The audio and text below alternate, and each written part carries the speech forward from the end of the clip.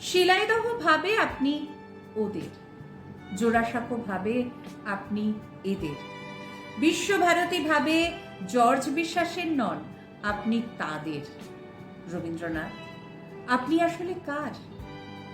যুদ্ধের সময় ট্রেঞ্চের মধ্যে শেষ নিঃশ্বাস নেওয়ার আগে এক তরুণ কবি ভেবেছিল আপনি তার। বক্তৃতার মাঝে আপনি যখন হঠাৎ মাথা উঁচু করে দাঁড়ান, তখন এক মুহূর্তের জন্য হলো মন্ত্রী ভাবেন আপনি তার। নতুন বৌঠানকে ভেবেছিলেন আপনি তার।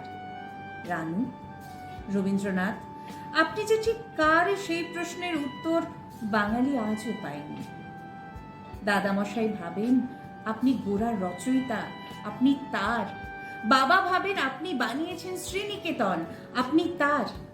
মা ভাবেন আপনার সুরেই বেজে উঠেছে ওর বীণা, আপনি তার।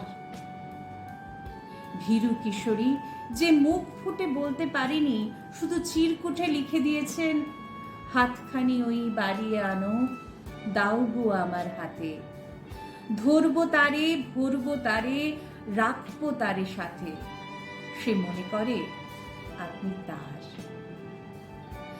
কফি হাউসে টেবিল চাপড়ে রাগী তরুণ ঘোষণা করে আপনি আসলে মাত্রা বৃত্তের।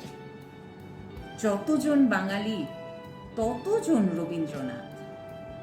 শুধু একদিন শিলাইদহের রবীন্দ্রনাথ আর জোড়াসাঁকোর রবীন্দ্রনাথের, বিশ্বভারতীর রবীন্দ্রনাথ আর জর্জ বিশ্বাসের রবীন্দ্রনাথের, দাদামশাইয়ের রবীন্দ্রনাথ আর বাবার রবীন্দ্রনাথের, আওয়ানের রবীন্দ্রনাথ আর মার রবীন্দ্রনাথের, ভীরু কিশোরীর রবীন্দ্রনাথ আর রাগী তরুণের রবীন্দ্রনাথের দেখা হয়ে যায় সেই দিন 25শে বৈশাখ।